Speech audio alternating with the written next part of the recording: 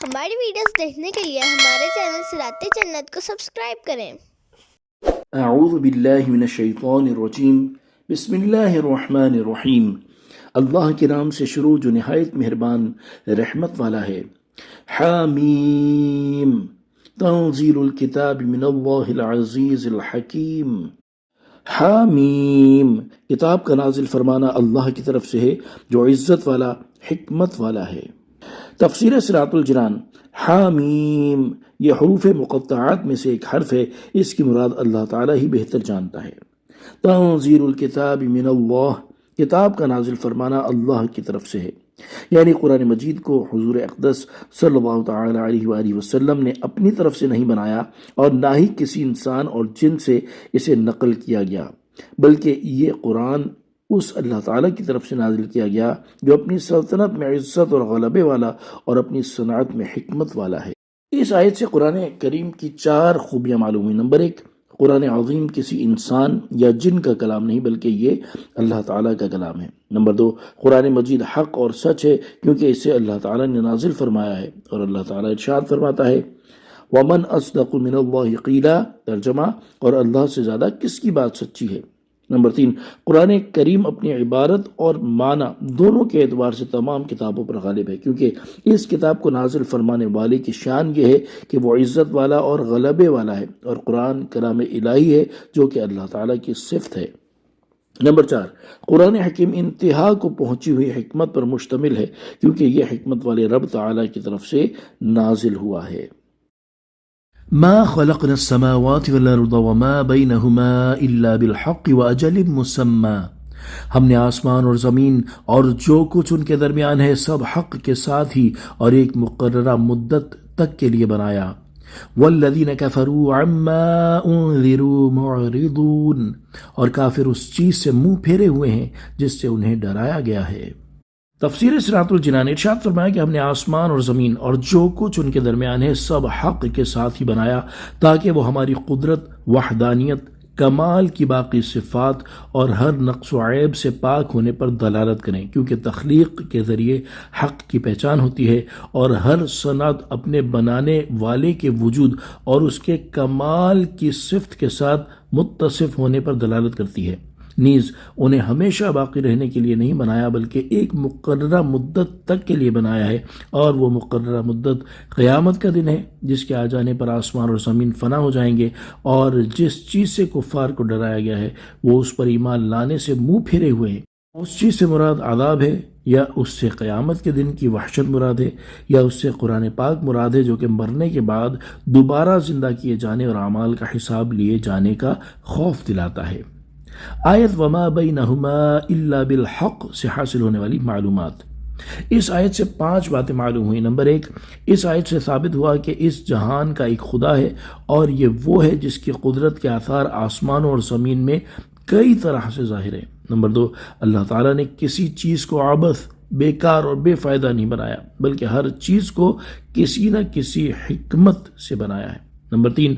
تمام مخلوقات کو پیدا فرمائے جانے کا ایک اہم مقصد یہ بھی ہے کہ ان کے ذریعے لوگ اللہ تعالیٰ کی معرفت حاصل کریں اور اس کی قدرت و وحدانیت پر ایمان لائیں۔ نمبر 4، مرنے کے بعد دوبارہ زندہ کیا جانا اور قیامت کا واقع ہونا حق ہے، کیونکہ اگر قیامت قائم نہ ہو تو ظالموں سے مظلوموں کا حق لینا رہ جائے گا، اور اطاعت گزار مومنین ثواب کے بغیر اور کافر عذاب کے بغیر رہ جائیں گے، اور یہ اس حقیقت کے خلاف ہے کہ اللہ تعالیٰ نے آسمان اور زمین اور جو کچھ ان کے درمیان ہے سب حق کے ساتھ ہی بنایا ہے۔ نمبر 5، اس جہاں کو اس لیے پیدا نہیں کیا گیا کہ یہ ہمیشہ کے لیے باقی رہے بلکہ اسے ایک مخصوص مدت تک مکلف لوگوں کے لیے عمل کرنے کا مقام بنایا ہے تاکہ وہ یہاں نیک عمل کر کے آخرت میں اس کی اچھی جزا پائیں۔ لہذا ہر شخص کو اس بات پر غور کرنا چاہیے کہ اس سے کیا مطلوب ہے اور اسے کس لیے پیدا کیا گیا ہے۔ قل أرأيتم ما تدعون من دون الله أروني ماذا خلقوا من الأرض أم لهم شرك في السماوات، تم فرماؤ بھلا بتاؤ تو کہ اللہ کے سوا جن کی تم عبادت کرتے ہو مجھے دکھاؤ کہ انہوں نے زمین کا کون سا ذرہ بنایا ہے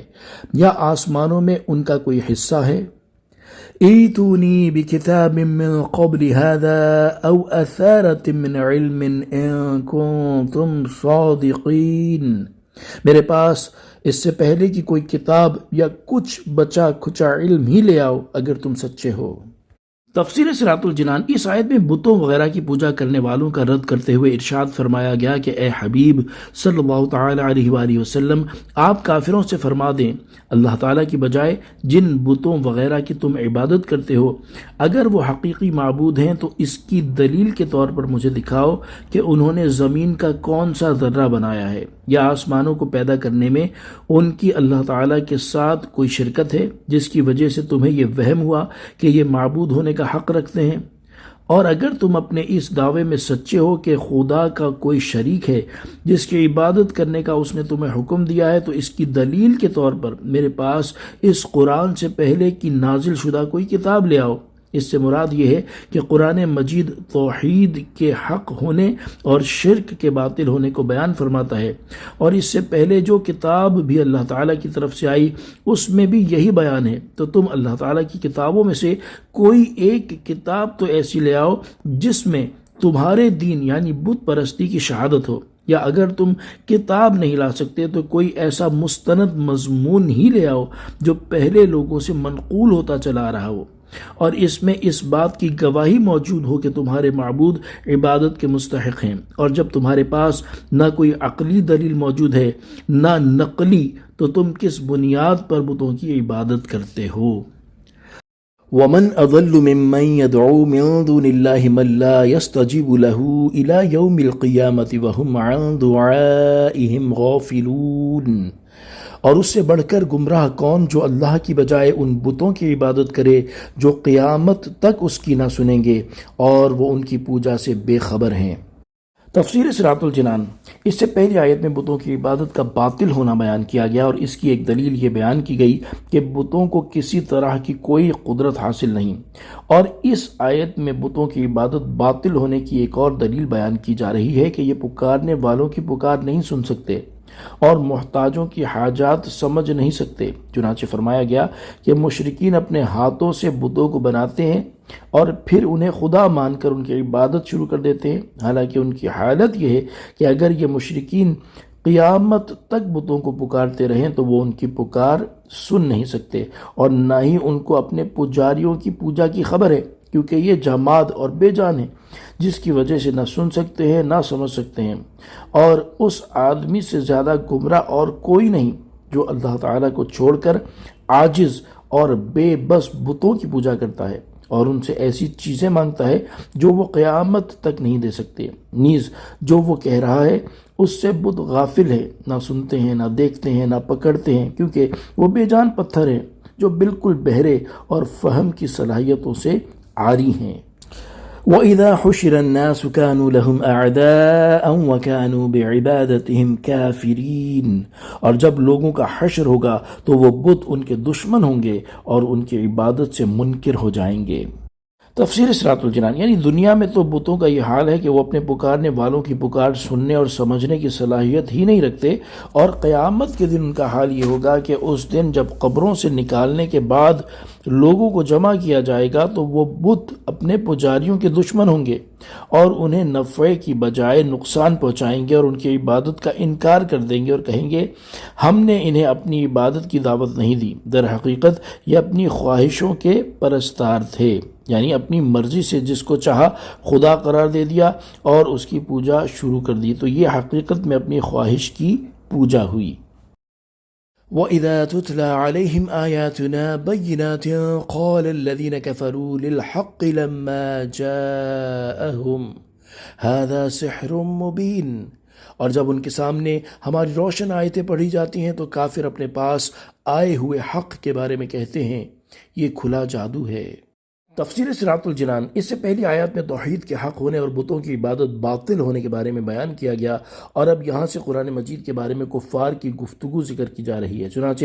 اس آیت میں فرمایا گیا کہ جب اہل مکہ کے سامنے قرآن مجید کی روشن آیتیں پڑھی جاتی ہیں تو ان میں سے کافر لوگ غور و فکر کیے اور اچھی طرح سنے بغیر قرآن شریف کے بارے میں کہتے ہیں یہ ایسا کھلا جادو ہے جس کے جادو ہونے میں کوئی شبہ نہیں۔ ان کی یہ بات باطل ہونے کی صریح دلیل یہ ہے کہ جادو وہ چیز ہے جس کی نظیر ممکن ہے اور قرآن مجید کی نظیر ممکن ہی نہیں، لہذا قرآن ہرگز جادو نہیں ہے۔ ام یقولون افتراہ، بلکہ وہ یہ کہتے ہیں کہ اس نبی نے خود ہی قرآن بنا لیا ہے۔ قل ان افتریتہ فلا تملکون لی من اللہ شیئا، تم فرماؤ اگر میں نے اسے خود ہی بنایا ہوگا تو تم اللہ کے سامنے میرے لیے کسی چیز کے مالک نہیں ہو۔ هو اعلم بما تفیضون فیہ، وہ خوب جانتا ہے جن باتوں میں تم مشغول ہو۔ کفا بہ شہیدا بینی و بینکم، اور میرے اور تمہارے درمیان وہ کافی گواہ ہے۔ وَهُوَ الْغَفُورُ الرَّحِيمُ، اور وہی بخشنے والا مہربان ہے۔ تفسیر صراط الجنان ارشاد فرمایا کہ کفار مکہ کا قرآن مجید کو جادو کہنا ایک طرف، وہ تو اس سے بھی بدتر بات یہ کہتے ہیں کہ نبی کریم صلی اللہ تعالی علیہ وآلہ وسلم نے خود ہی قرآن بنا لیا اور اسے اللہ تعالیٰ کی طرف منسوب کر دیا ہے۔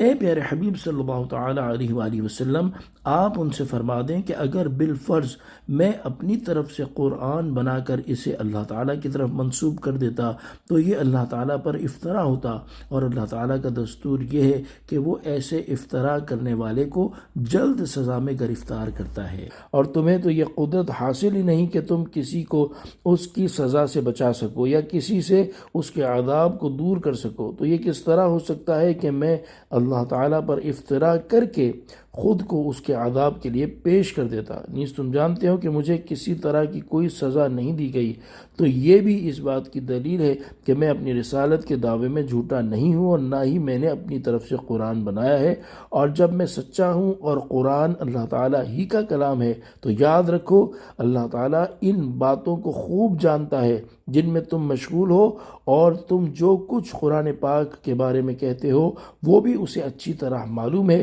تو وہ تمہیں اس کی سزا دے گا۔ اور یاد رکھو میرے اور تمہارے درمیان سچ اور جھوٹ کا فیصلہ کرنے کے لیے گواہ کے طور پر اللہ تعالیٰ ہی کافی ہے، لہذا اگر بالفرض میں جھوٹا ہوا تو وہ مجھے فوری عذاب دے گا، اور اگر تم جھوٹے ہوئے تو وہ تمہیں فوری یا کچھ عرصے بعد عذاب دے گا۔ پھر انہیں توبہ کی ترغیب دیتے ہوئے فرمایا کہ ان سب باتوں کے باوجود اگر تم اپنے کفر سے رجوع کر کے توبہ کر لو تو وہ تمہاری توبہ قبول فرما کر تمہیں معاف فرما دے گا، تمہیں بخش دے گا اور تم پر رحم فرمائے گا، کیونکہ اس کی شان یہ ہے کہ وہ بخشنے والا مہربان ہے۔ قل ما كنت بدعا من الرسل وما أدري ما يفعل بي ولا بكم، تم فرماؤ میں کوئی انوکھا رسول نہیں ہوں اور میں نہیں جانتا کہ میرے ساتھ کیا کیا جائے گا اور تمہارے ساتھ کیا ہوگا۔ ان اتبع الا ما يوحى الي وما انا الا نذير مبين، میں تو اسی کا تابع ہوں جو مجھے وحی ہوتی ہے اور میں تو صرف صاف ڈر سنانے والا ہوں۔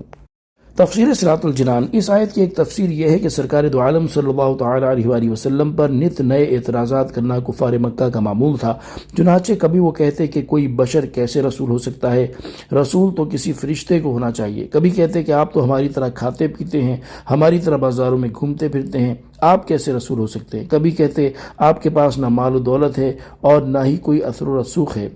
ان سب باتوں کا جواب اس آیت مبارکہ میں دیا گیا کہ اے پیارے حبیب صلی اللہ تعالی علیہ وآلہ وسلم، آپ ان سے فرما دیں میں کوئی انوکھا رسول نہیں ہوں، بلکہ مجھ سے پہلے بھی رسول آ چکے ہیں، وہ بھی انسان ہی تھے اور وہ بھی کھاتے پیتے تھے، اور یہ چیزیں جس طرح ان کی نبوت پر اعتراض کا باعث نہ تھیں اسی طرح میری نبوت پر بھی اعتراض کا باعث نہیں ہے، تو تم ایسے فضول شبہات کی وجہ سے کیوں نبوت کا انکار کرتے ہو؟ دوسری تفسیر یہ ہے کہ نبی کریم صلی اللہ تعالی علیہ وآلہ وسلم سے کفار مکہ عجیب معجزات دکھانے اور دشمنی کی وجہ سے غیب کی خبریں دینے کا مطالبہ کیا کرتے تھے۔ اس پر حضور اقدس صلی اللہ تعالی علیہ وآلہ وسلم کو حکم دیا گیا کہ آپ کفار مکہ سے فرما دیں کہ میں انسانوں کی طرف پہلا رسول نہیں ہوں، بلکہ مجھ سے پہلے بھی بہت سے رسول تشریف لا چکے ہیں، اور وہ سب اللہ تعالیٰ کے بندوں کو اس کی وحدانیت اور عبادت کی طرف بلاتے تھے، اور میں اس کے علاوہ کسی اور چیز کی طرف بلانے والا نہیں ہوں، بلکہ میں بھی اخلاص کے ساتھ اللہ تعالیٰ کی وحدانیت پر ایمان لانے اور سچے دل کے ساتھ اس کی عبادت کرنے کی طرف بلاتا ہوں، اور مجھے اخلاقی اچھائیوں کو پورا کرنے کے لیے بھیجا گیا ہے، اور میں بھی اس چیز پر ذاتی قدرت نہیں رکھتا جس پر مجھ سے پہلے رسول ذاتی قدرت نہیں رکھتے تھے، تو پھر میں تمہیں تمہارا مطلوبہ ہر معجزہ کس طرح دکھا سکتا ہوں اور تمہاری پوچھی گئی ہر غیب کی خبر کس طرح دے سکتا ہوں، کیونکہ مجھ سے پہلے رسول وہی معجزات دکھایا کرتے تھے جو اللہ تعالیٰ نے انہیں عطا فرمائے تھے، اور اپنی قوم کو وہی خبریں دیا کرتے تھے جو اللہ تعالیٰ نے ان کی طرف وحی فرمائی تھیں، اور جب میں نے پچھلے رسولوں سے کوئی انوکھا طریقہ اختیار نہیں کیا تو پھر تم میری نبوت کا انکار کیوں کرتے ہو؟ وَمَا أَدْرِي مَا يُفْعَلُ بِي وَلَا بِكُمْ، اور میں نہیں جانتا کہ میرے ساتھ کیا کیا جائے گا اور تمہارے ساتھ کیا ہوگا۔ آیت کے اس حصے کے بارے میں مفسرین نے جو کلام فرمایا ہے اس میں سے 4 چیزیں بیان کی جاتی ہیں۔ نمبر 1، یہ آیت منسوخ ہے۔ اس کی تفصیل یہ ہے کہ یہاں 2 صورتیں ہیں۔ پہلی صورت یہ ہے کہ اگر اس آیت کے یہ معنی ہو کہ قیامت میں جو میرے اور تمہارے ساتھ کیا جائے گا وہ مجھے معلوم نہیں، تو یہ آیت سورہ فتح کی آیت نمبر 2 اور 5 سے منسوخ ہے،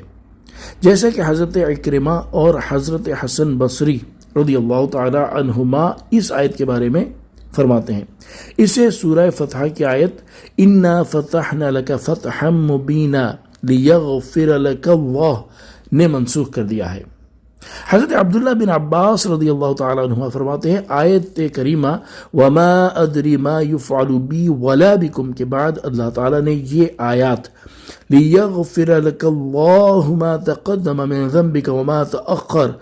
اور لِيُدْخِلَ الْمُؤْمِنِينَ وَالْمُؤْمِنَاتِ نازل فرمائی، اور اللہ تعالیٰ نے اپنے حبیب صلی اللہ تعالیٰ علیہ وسلم کو بتا دیا کہ وہ آپ کے ساتھ اور ایمان والوں کے ساتھ آخرت میں کیا معاملہ فرمائے گا۔ اس کی تفصیل اس حدیث پاک میں ہے، چنانچہ حضرت انس رضی اللہ تعالی عنہ فرماتے ہیں حدیبیہ سے واپسی کے وقت نبی کریم صلی اللہ تعالی علیہ وآلہ وسلم پر یہ آیت نازل ہوئی لِيَغْفِرَ لَكَ اللَّهُ مَا تَقَدَّمَ مِنْ ذَنْبِكَ وَمَا تَأَخَّرَ، ترجمہ تاکہ اللہ تمہارے صدقے تمہارے اگلوں کے اور تمہارے پچھلوں کے گناہ بخش دے۔ تو حضور اقدس صلی اللہ تعالی علیہ وآلہ وسلم نے ارشاد فرمایا مجھ پر ایک ایسی آیت نازل ہوئی ہے جو مجھے زمین پر موجود تمام چیزوں سے زیادہ محبوب ہے۔ پھر نبی اکرم صلی اللہ تعالی علیہ وآلہ وسلم نے صحابہ اکرام علیہم رضوان کے سامنے اسی آیت کی تلاوت فرمائی تو انہوں نے عرض کی یا رسول اللہ صلی اللہ تعالی علیہ وآلہ وسلم آپ کو مبارک ہو، اللہ تعالیٰ نے آپ کے لیے تو بیان فرما دیا کہ وہ آپ کے ساتھ کیا کرے گا، اب یہ معلوم نہیں کہ ہمارے ساتھ کیا کیا جائے گا۔ تو تاجدار رسالت صلی اللہ تعالی علیہ وآلہ وسلم پر یہ آیت نازل ہوئی لِيُدْخِلَ الْمُؤْمِنِينَ وَالْمُؤْمِنَاتِ جَنَّاتٍ تَجْرِي مِنْ تَحْتِهَا الْأَنْهَارُ خَالِدِينَ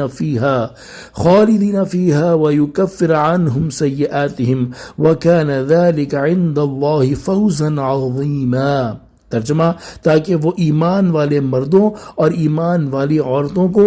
ان باغوں میں داخل فرما دے جن کے نیچے نہریں بہتی ہیں، ہمیشہ ان میں رہیں گے، اور تاکہ اللہ ان کی برائیاں ان سے مٹا دے، اور یہ اللہ کے ہاں بڑی کامیابی ہے۔ تو اس سے معلوم ہوا کہ اللہ تبارک و تعالی نے بیان فرما دیا کہ حضور اقدس صلی اللہ تعالی علیہ وآلہ وسلم کے ساتھ اور مومنین کے ساتھ کیا کرے گا۔ دوسری صورت یہ ہے کہ آخرت کا حال تو حضور پر نور صلی اللہ تعالی علیہ وآلہ وسلم کو اپنا بھی معلوم ہے، مومنین کا بھی اور جھٹلانے والوں کا بھی، اور اس آیت کے معنی یہ ہیں کہ دنیا میں کیا کیا جائے گا یہ معلوم نہیں۔ اگر آیت کے یہ معنی لیے جائیں تو بھی یہ آیت منسوخ ہے، کیونکہ اللہ تعالیٰ نے حضور انور صلی اللہ تعالی علیہ وآلہ وسلم کو یہ بھی بتا دیا ہے، جیسا کہ ارشاد باری تعالیٰ ہے لِيُظْهِرَهُ عَلَى الدِّينِ كُلِّهِ، تاکہ اسے تمام دینوں پر غالب کر دے، اور ارشاد فرمایا وَمَا كَانَ اللَّهُ لِيُعَذِّبَهُمْ وَأَنْتَ فِيهِمْ، اور اللہ کی یہ شان نہیں کہ انہیں عذاب دے جب تک اے حبیب تم ان میں تشریف فرما ہو۔ یہاں اس آیت کے منسوخ ہونے کے بارے میں جو تفصیل بیان کی اسے دوسرے انداز میں یوں بیان کیا گیا ہے کہ حضور پر نور صلی اللہ تعالی علیہ وآلہ وسلم کا یہ فرمانا وَمَا أَدْرِي مَا يُفْعَلُ بِي وَلَا بِكُمْ قرآن مجید کا نزول مکمل ہونے سے پہلے کی بات ہے، اس لیے یہاں فی الحال جاننے کی نفی ہے، آئندہ اس کا علم حاصل نہ ہونے کی نفی نہیں ہے۔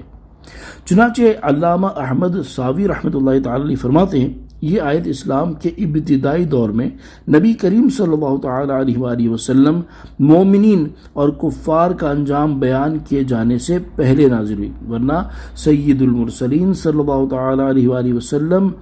اس وقت تک دنیا سے تشریف نہ لے گئے یہاں تک کہ اللہ تعالیٰ نے انہیں قرآن مجید میں اجمالی اور تفصیلی طور پر وہ سب کچھ بتا دیا جو آپ صلی اللہ علیہ وآلہ وسلم مومنین اور کفار کے ساتھ کیا جائے گا۔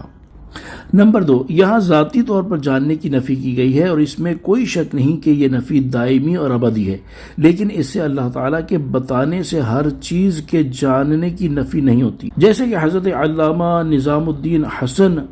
رحمۃ اللہ تعالی علیہ فرماتے ہیں آیت کے اس حصے میں اپنی ذات سے جاننے کی نفی ہے، وحی کے ذریعے جاننے کی نفی نہیں ہے۔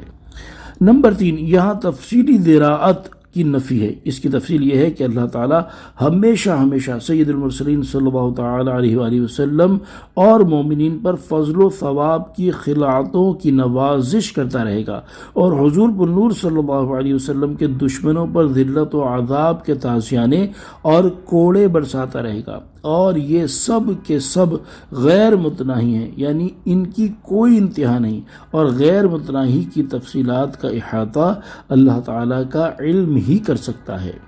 نمبر 4، یہاں دراعت کی نفی ہے، علم کی نہیں۔ دراعت کا معنی قیاس کے ذریعے جاننا ہے، یعنی خبر کی بجائے آدمی اپنی عقل سے جانتا ہو، اور نبی کریم صلی اللہ تعالی علیہ وآلہ وسلم نے اپنے اخروی احوال کو اپنے عقلی قیاس سے نہیں جانا بلکہ اللہ تعالیٰ کے بتانے سے جانا۔ خلاصہ یہ ہے کہ اللہ تعالیٰ نے اپنے حبیب صلی اللہ تعالی علیہ وآلہ وسلم کو ان کے ساتھ اور آپ کی امت کے ساتھ پیش آنے والے امور پر مطلع فرما دیا ہے، خواہ وہ دنیا کے امور ہوں یا آخرت کے، اور حضور پر نور صلی اللہ تعالی علیہ وآلہ وسلم غیب کا ذاتی علم نہیں رکھتے، اور جو کچھ جانتے ہیں وہ اللہ تعالیٰ کی تعلیم سے جانتے ہیں۔ قل ارأيتم إن كان من عند الله وكفرتم به وشهد شاهد من بني إسرائيل على مثله فآمن واستكبرتم۔ تم فرماؤ بھلا دیکھو اگر وہ قرآن اللہ کے پاس سے ہو اور تم اس کا انکار کرو، اور بنی اسرائیل کا ایک گواہ اس پر گواہی دے چکا ہے تو وہ ایمان لایا اور تم نے تکبر کیا۔ ان اللہ لا يهدي القوم الظالمین، بے شک اللہ ظالموں کو ہدایت نہیں دیتا۔ تفسیر صراط الجنان، یعنی اے حبیب صلی اللہ تعالی علیہ وآلہ وسلم آپ فرما دیں کہ اے کافروں، میری طرف جس قرآن کی وحی کی جاتی ہے اگر وہ حقیقت میں اللہ تعالیٰ کی طرف سے ہو اور تمہارا حال یہ ہو کہ تم اس کا انکار کر رہے ہو، جبکہ بنی اسرائیل کا ایک گواہ اس پر گواہی دے چکا ہو کہ وہ قرآن اللہ تعالیٰ کی طرف سے ہے، پھر وہ گواہ تو ایمان لے آیا اور تم نے ایمان لانے سے تکبر کیا، تو مجھے بتاؤ کہ اس کا نتیجہ کیا ہوگا؟ کیا ایسی صورت میں تم ظالم نہیں ہو؟ یقیناً اس صورت میں تم نے ایمان نہ لا کر اپنی جانوں پر ظلم کیا، اور بے شک اللہ تعالیٰ ظالموں کو ہدایت نہیں دیتا۔ جمہور مفسرین کے نزدیک اس آیت میں بنی اسرائیل کے گواہ سے مراد حضرت عبداللہ بن سلام رضی اللہ تعالی عنہ ہیں۔ اس لیے کہا گیا کہ یہ آیت مدنی ہے کیونکہ حضرت عبداللہ بن سلام رضی اللہ تعالی عنہ مدینہ منورہ میں ایمان لائے۔ آپ کے ایمان لانے سے متعلق حضرت انس رضی اللہ تعالی عنہ فرماتے ہیں جب حضرت عبداللہ بن سلام رضی اللہ تعالی عنہ نے سنا کہ رسول اللہ صلی اللہ تعالی علیہ وآلہ وسلم مدینہ منورہ میں تشریف لے آئے ہیں تو وہ آپ کی بارگاہ میں حاضر ہوئے اور عرض کی، میں آپ سے 3 ایسی چیزوں کے بارے میں سوال کروں گا جن کو نبی کے سوا کوئی نہیں جانتا۔ نمبر 1، قیامت کی پہلی علامت کیا ہے؟ نمبر 2، اہل جنت کا پہلا کھانا کون سا ہوگا؟ نمبر 3، بچہ اپنے باپ یا ماں کے کیسے مشابہ ہوتا ہے؟ سرکار دو عالم صلی اللہ تعالی علیہ وآلہ وسلم نے ارشاد فرمایا، قیامت کی پہلی نشانی ایک آگ ہے جو لوگوں کو مشرق سے مغرب تک جمع کرے گی، اور اہل جنت کا پہلا کھانا مچھلی کی کلیجی کا ٹکڑا ہوگا، اور جب مرد کا پانی عورت کے پانی پر غالب آ جائے تو وہ بچے کی شبیہ اپنی طرف کھینچ لیتا ہے، اور جب عورت کا پانی مرد کے پانی پر غالب آ جائے تو وہ بچے کی شبیہ اپنی طرف کھینچ لیتا ہے۔ حضرت عبداللہ بن سلام نے یہ سن کر کہا، اشہد ان لا الہ الا اللہ و اشہد انک رسول اللہ، میں گواہی دیتا ہوں کہ اللہ کے علاوہ اور کوئی معبود نہیں، اور میں گواہی دیتا ہوں کہ بے شک آپ اللہ تعالیٰ کے رسول ہیں۔ یا رسول اللہ صلی اللہ تعالی علیہ وآلہ وسلم، بے شک یہودی بہت بہتان تراش قوم ہے، اگر ان کو میرے اسلام کا آپ کے ان سے پوچھنے سے پہلے علم ہو گیا تو وہ مجھ پر بہتان لگائیں گے۔ پھر یہودی آئے تو نبی کریم صلی اللہ تعالی علیہ وآلہ وسلم نے ان سے سوال کیا، تم میں عبداللہ کیسے ہیں؟ انہوں نے کہا وہ ہم میں سب سے بہتر ہیں، ان کے والد بھی ہم میں سب سے بہتر تھے، وہ ہمارے سردار ہیں اور ہمارے سردار کے بیٹے ہیں۔ ارشاد فرمایا اگر عبداللہ بن سلام مسلمان ہو جائیں تو تم کیا کہو گے؟ انہوں نے کہا اللہ تعالیٰ ان کو اس سے اپنی پناہ میں رکھے۔ پھر حضرت عبداللہ بن سلام باہر نکلے اور کہا اشہد ان لا الہ الا اللہ و اشہد ان محمد رسول اللہ۔ تو یہودیوں نے کہا وہ ہم میں سب سے برے ہیں، سب سے برے شخص کے بیٹے ہیں، اور ان کی برائیاں بیان کیں۔ حضرت عبداللہ بن سلام نے عرض کی یا رسول اللہ صلی اللہ تعالی علیہ وآلہ وسلم مجھے اسی چیز کا خدشہ تھا۔ وقال الذين كفروا للذين آمنوا لو كان خيرا ما سبقونا إليه، اور کافروں نے مسلمانوں کے متعلق کہا اگر اس اسلام میں کچھ بھلائی ہو تو یہ مسلمان اس کی طرف ہم سے سبقت نہ لے جاتے۔ وَإِذْ لَمْ يَهْتَدُوا بِهِ فَسَيَقُولُونَ هَذَا إِفْكٌ قَدِيمٌ، اور جب ان کہنے والوں کو اس قرآن سے ہدایت نہ ملی تو اب کہیں گے کہ یہ ایک پرانا گھڑا ہوا جھوٹ ہے۔ تفسیر صراط الجنان۔ نبی کریم صلی اللہ تعالی علیہ وآلہ وسلم پر ایمان لانے والوں میں غریب لوگ سر فہرست تھے، جیسے حضرت عمار، حضرت سہیب، حضرت عبداللہ بن مسعود رضی اللہ تعالی عنہم وغیرہ۔ کفار مکہ نے ان کے بارے میں کہا کہ اگر اس قرآن اور دین میں کچھ بھلائی ہوتی جو محمد مصطفیٰ صلی اللہ تعالی علیہ وآلہ وسلم لے کر آئے ہیں تو یہ غریب مسلمان ہم سے پہلے اسلام قبول نہ کر لیتے۔ اللہ تعالیٰ نے ارشاد فرمایا جب یہ بات کہنے والوں کو اس قرآن سے اس طرح ہدایت نہ ملی جس طرح ایمان والوں کو ملی ہے تو یہ صرف اسی بات پر اکتفا نہیں کریں گے بلکہ دشمنی کی وجہ سے قرآن مجید کے بارے میں اب کہیں گے کہ یہ قرآن ایک پرانا گھڑا ہوا جھوٹ ہے۔ وَمِن قَبْلِهِ كِتَابُ مُوسَىٰ إِمَامًا وَرَحْمَةً، اور اس سے پہلے موسیٰ کی کتاب پیشوا اور رحمت تھی۔ وَهَذَا كِتَابٌ مُصَدِّقٌ لِسَانًا عَرَبِيًّا لِيُنذِرَ الَّذِينَ ظَلَمُوا، اور یہ قرآن عربی زبان میں ہوتے ہوئے تصدیق کرنے والی ایک کتاب ہے تاکہ ظالموں کو ڈرائے۔ وَبُشْرَىٰ لِلْمُحْسِنِينَ، اور نیکوں کے لیے بشارت ہو۔ تفسیر صراط الجنان۔ اس سے پہلی آیت میں کفار کا ایک اعتراض ذکر ہوا کہ اگر اس قرآن میں کوئی بھلائی ہوتی تو ہم غریب لوگوں سے پہلے ایمان لے آتے۔ یہاں اس اعتراض کا رد کیا جا رہا ہے۔ چنانچہ اس آیت کا خلاصہ یہ ہے کہ کفار کی یہ بات کس طرح درست ہو سکتی ہے، حالانکہ قرآن مجید سے پہلے حضرت موسیٰ علیہ السلام پر تورات کا نازل ہونا اور اس کتاب کا اللہ تعالیٰ کے دین کی پیروی کرنے والوں کا پیشوا ہونا اور اس پر ایمان لانے والوں اور اس کے تقاضوں کے مطابق عمل کرنے والوں کے لیے رحمت ہونا انہیں خود تسلیم ہے۔ اور یہ قرآن جس کے بارے میں کفار مکہ ایسی بیہودہ گفتگو کر رہے ہیں، اس کی شان تو یہ ہے کہ یہ عربی زبان میں حضرت موسیٰ علیہ السلام کی کتاب اور تمام آسمانی کتابوں کی تصدیق کرنے والی ایک کتاب ہے جو اس لیے نازل ہوئی تاکہ ظالموں کو ڈرائے اور نیکوں کے لیے بشارت کا ذریعہ ہو۔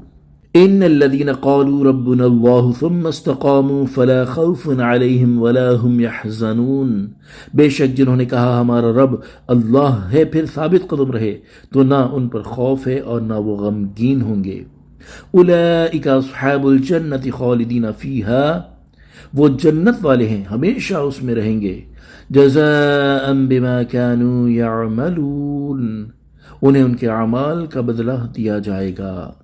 تفسیر صراط الجنان۔ اس سے پہلی آیات میں توحید اور نبوت کے دلائل بیان ہوئے، منکروں کے شبہات ذکر کر کے ان کا جواب دیا گیا، اور اب یہاں سے توحید و رسالت پر ایمان لانے اور اس پر ثابت قدم رہنے والوں کی جزا بیان کی جا رہی ہے۔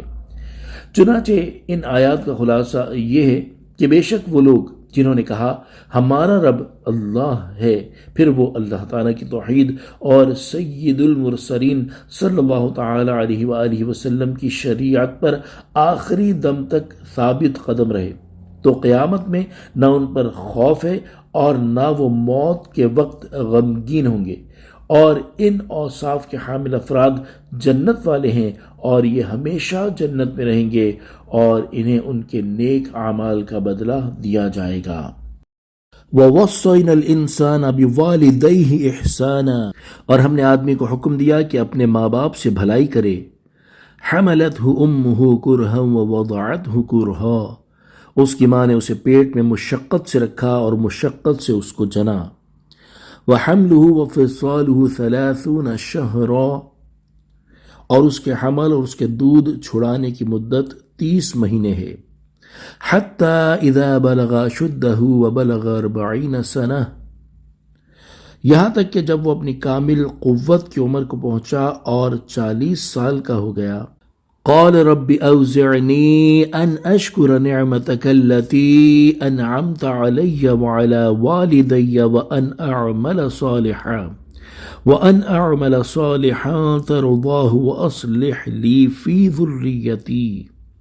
تو اس نے عرض کی، اے میرے رب، مجھے توفیق دے کہ میں تیری نعمت کا شکر ادا کروں جو تو نے مجھ پر اور میرے ماں باپ پر فرمائی ہے، اور میں وہ نیک کام کروں جس سے تو راضی ہو جائے، اور میرے لیے میری اولاد میں نیکی رکھ. انی تبت الیک وانی من المسلمین، میں نے تیری طرف رجوع کیا اور میں مسلمانوں میں سے ہوں. تفسیر صراط الجنان.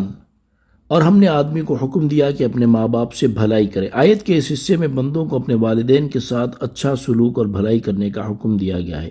اس حصے کی تفسیر اور اس سے متعلق تفصیل سورہ عنکبوت کی آیت نمبر 8 اور سورہ لقمان کی آیت نمبر 14 کے تحت گزر چکی ہے، اسے وہاں سے ملاحظہ فرمائیں. وَحَمْلُهُ وَفِصَالُهُ 30 شَهْرًا، اور اس کے حمل اور اس کے دودھ چھڑانے کی مدت 30 مہینے ہے. اس آیت سے ثابت ہوا کہ حمل کی کم سے کم مدت 6 ماہ ہے، کیونکہ جب دودھ چھڑانے کی مدت 2 سال یعنی 24 مہینے ہوئی، جیسا کہ اللہ تعالیٰ نے ایک اور مقام پر ارشاد فرمایا، وَالْوَالِدَاتُ يُرْضِعْنَ أَوْلَادَهُنَّ حَوْلَيْنِ كَامِلَيْنِ،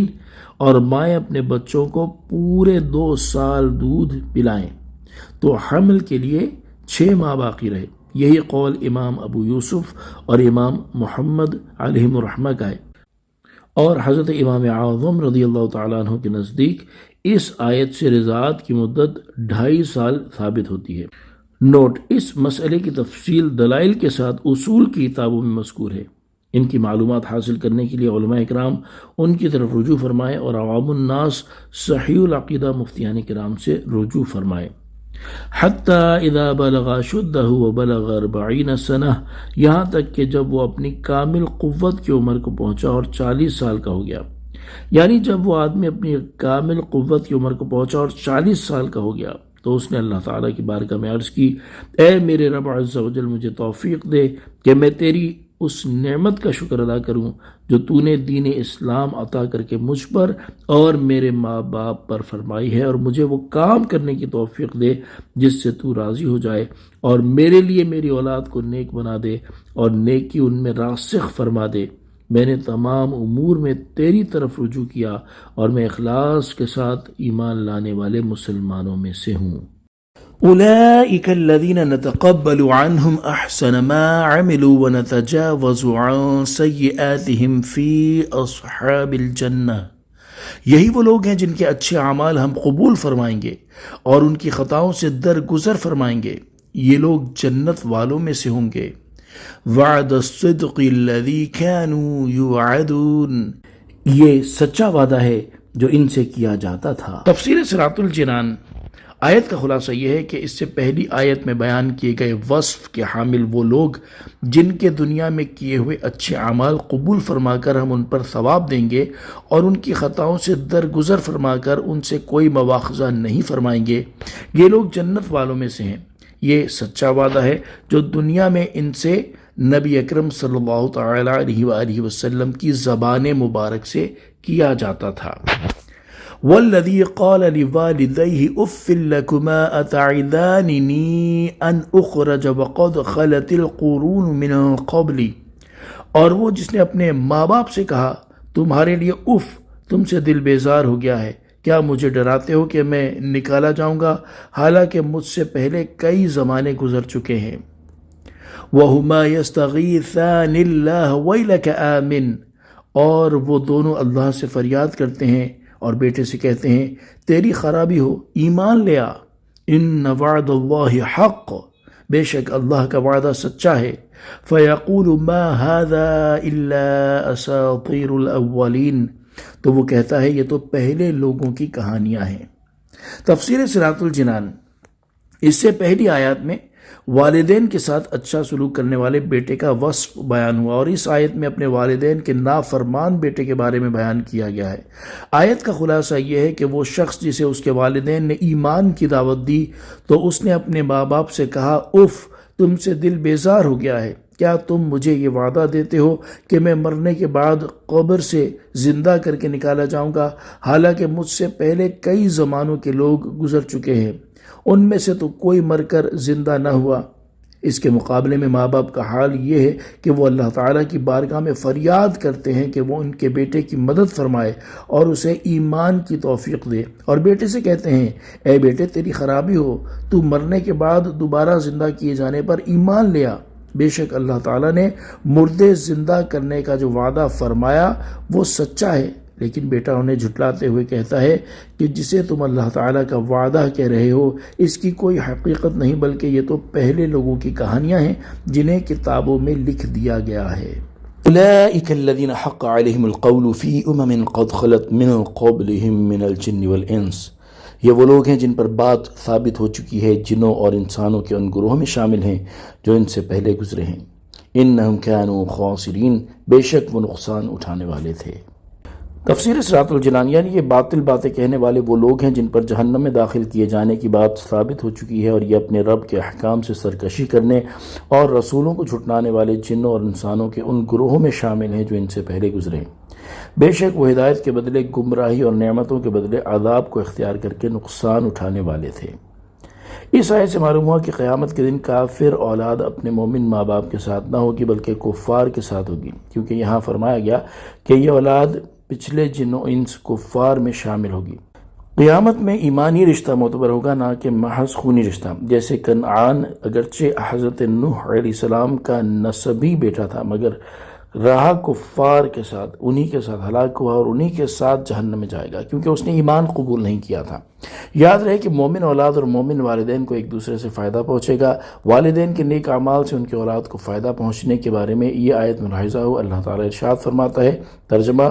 اور جو لوگ ایمان لائے اور ان کی جس اولاد نے ایمان کے ساتھ ان کی پیروی کی تو ہم ان کی اولاد کو ان کے ساتھ ملا دیں گے اور ان والدین کے عمل میں کچھ کمی نہ کریں گے. اولاد کے نیک اعمال سے ان کے والدین کو فائدہ پہنچنے کے بارے میں یہ حدیث ملاحظہ ہو. حضرت معاذ رضی اللہ تعالیٰ عنہ سے روایت ہے، رسول اللہ صلی اللہ تعالیٰ علیہ وآلہ وسلم نے ارشاد فرمایا، جو قرآن پڑھے اور اس کے احکام پر عمل کرے تو قیامت کے دن اس کے ماں باپ کو ایسا تاج پہنایا جائے گا جس کی روشنی سورج کی روشنی سے اچھی ہوگی جو دنیا میں تمہارے گھروں میں چمکتا ہے. تو خود اس شخص کے بارے میں تمہارا کیا خیال ہے جس نے اس پر عمل کیا. وَلِكُلٍّ دَرَجَاتٌ مِّمَّا عَمِلُوا، اور سب کے لیے ان کے اعمال کے سبب درجات ہیں. وَلِيُوَفِّيَهُمْ أَعْمَالَهُمْ وَهُمْ لَا يُظْلَمُونَ، اور تاکہ اللہ انہیں ان کے اعمال کا پورا بدلہ دے اور ان پر ظلم نہیں ہوگا. تفسیر صراط الجنان، یعنی مومن اور کافر میں سے ہر ایک کے لیے قیامت کے دن منازل اور مراتب ہیں، اور یہ ان کے دنیا میں کیے ہوئے اچھے اور برے اعمال کے سبب ہیں تاکہ اللہ تعالیٰ مومنوں کو ان کی فرما برداری اور کافروں کو ان کی نافرمانی کی پوری جزا دے، کیونکہ قیامت کے دن کسی پر زیادتی نہیں ہوگی. وَيَوْمَ يُعْرَضُ الَّذِينَ كَفَرُوا عَلَى النَّارِ، اور جس دن کافر آگ پر پیش کیے جائیں گے تو کہا جائے گا، اذهبتم طیباتکم فی حیاتکم الدنیا واستمتعتم بها، تم اپنے حصے کی پاک چیزیں اپنی دنیا ہی کی زندگی میں فنا کر چکے اور ان سے فائدہ اٹھا چکے. فَالْيَوْمَ تُجْزَوْنَ عَذَابَ الْهُونِ بِمَا كُنْتُمْ تَسْتَكْبِرُونَ فِي الْأَرْضِ بِغَيْرِ الْحَقِّ وَبِمَا كُنْتُمْ تَفْسُقُونَ، تو آج تمہیں ذلت کے عذاب کا بدلہ دیا جائے گا کیونکہ تم زمین میں ناحق تکبر کرتے تھے اور اس لیے کہ تم نافرمانی کرتے تھے. تفسیر صراط الجنان، ارشاد فرمایا کہ جس دن کافر جہنم کی آگ پر پیش کیے جائیں گے تو اس وقت ان سے فرمایا جائے گا تم لذتوں میں مشغول ہو کر اپنے حصے کی پاک چیزیں اپنی دنیا ہی کی زندگی میں فنا کر چکے اور ان سے فائدہ اٹھا چکے، اس لیے یہاں آخرت میں تمہارا کوئی حصہ باقی نہ رہا جسے تم لے سکو۔ تو تم جو دنیا میں ایمان قبول کرنے سے ناحق تکبر کرتے تھے اور احکامات کو ترک کر کے اور ممنوعات کا ارتکاب کر کے نافرمانی کیا کرتے تھے، اس کے بدلے میں آج تمہیں ذلیل اور رسوا کر دینے والا عذاب دیا جائے گا۔ اس آیت میں اللہ تعالیٰ نے دنیاوی لذتوں اور عیش و عشرت کو اختیار کرنے پر کفار کی مذمت اور انہیں ملامت فرمائی ہے۔ اسی لیے رسول کریم صلی اللہ تعالیٰ علیہ وآلہ وسلم، آپ کے صحابہ اکرام علیہم رضوان اور امت کے دیگر نیک لوگ دنیا کے عیش و عشرت اور اس کی لذتوں سے کنارہ کش رہتے تھے اور زہد و قناعت والی زندگی گزارنے کو ترجیح دیتے تھے تاکہ آخرت میں ان کا ثواب زیادہ ہو۔ یہاں اسی سے متعلق دو روایت ملاحظہ ہوں۔ حضرت عمر فاروق رضی اللہ تعالیٰ عنہ فرماتے ہیں، میں نے کاشان اقدس میں دیکھا تو خدا کی قسم مجھے 3 کھالوں کے سوا کچھ نظر نہ آیا۔ میں نے رسول کریم صلی اللہ تعالیٰ علیہ وآلہ وسلم کی بارگاہ میں عرض کی،